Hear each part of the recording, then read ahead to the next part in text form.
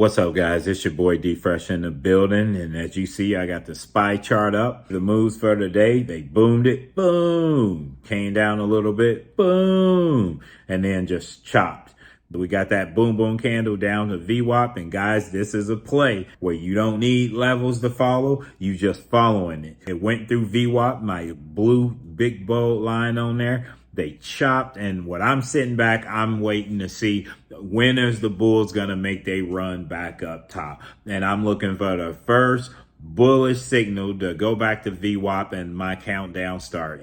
We got that bullish signal. Boom. We hit Vwap. That's the break.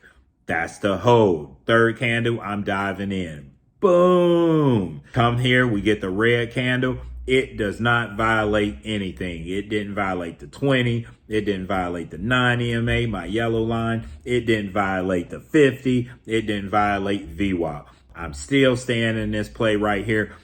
Boom. Run that thing all the way up. I got out right here on this red candle, 533.10. I missed this run right here, but hey, I preserved profit. I locked in. I wasn't worried about, let me get that extra couple $100. Nope, my level was 533.10. I didn't care what it did at that point. I was out of that play. If it was going to continue to run, I'd buy more or I'd find me another entry. Came down, it respected the 9, and it just chopped. Premium burn for the rest of the day. But hey, that's not why I got you guys here today.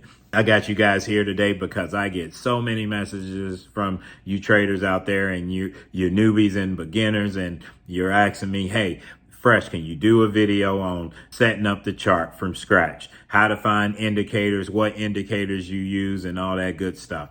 I sure can, no problem. But guys, it's important for you to find what resonates with you.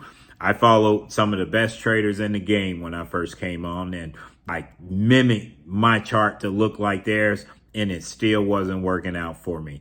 And the same thing is going to happen to you. You can mimic me to the T, but you have got to see what's going on in the charts for you to get it.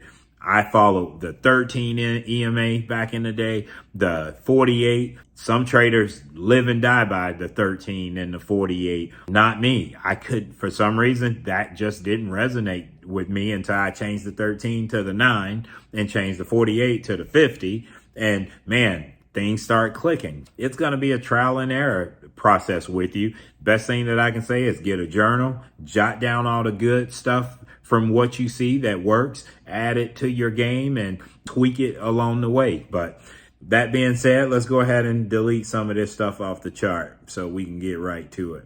Not saying that the noise is a bad thing. I'm just saying the chart looks so much prettier, uncluttered. And you can see all kinds of setup. I see a shelf level here. If it's going down, I see a shelf level here. I would have been able to call that play even better.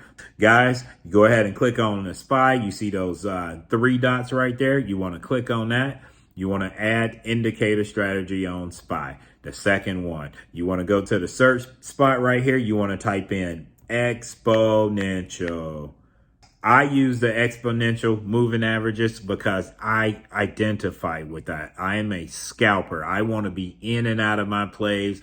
I want my money in my bank, in my account before the market close. I resonate with the exponential. If you are a swing trader, you might not have the EMAs on there. You might use a simple moving average, but to each his own. Whatever you resonate with, that's what you put on. We're going to go ahead and click off that. I think that's enough on there. Exponential moving average by Merck 15. You want to click on that one. Boom. Now that's added to my chart. You probably asking, Fresh, how do I know what they are? As you see, guys, it's 4 EMAs on there. I use 4 EMAs. And this is a tip out there for you guys that's on TradingView that has the free package. I suggest you use this one because this only counts for 1 indicator and you have 4 bands on it that you can use. You click on that right there. You click on the EMAs and you go to that second button on there and you click on that. This is going to come up. EMAs, input style visibility. You want to click on inputs.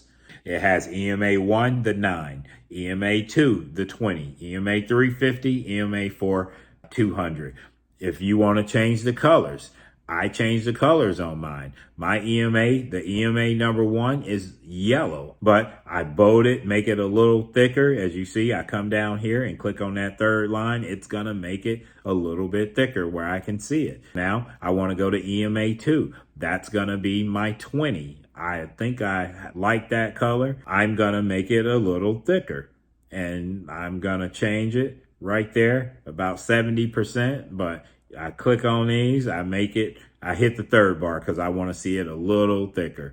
EMA number 3, I don't like the green on there. That's going to be my 50. I like the maroon color. I'm going to click, well, it's on the third bar, 70% where I can see it.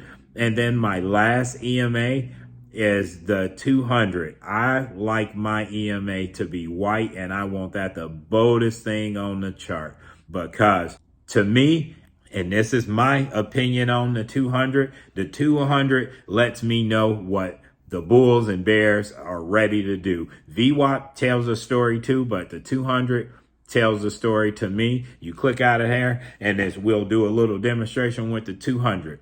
We've been in a downtrend. Downtrend.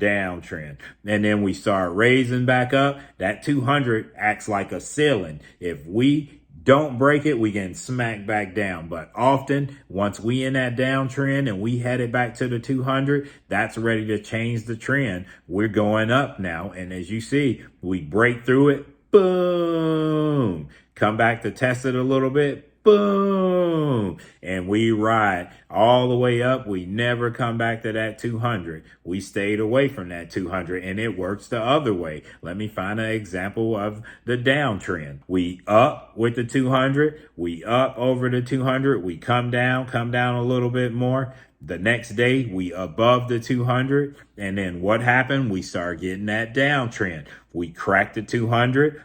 Boom. We run it up to test it again. If they don't hold the 200, guess what's ready to happen?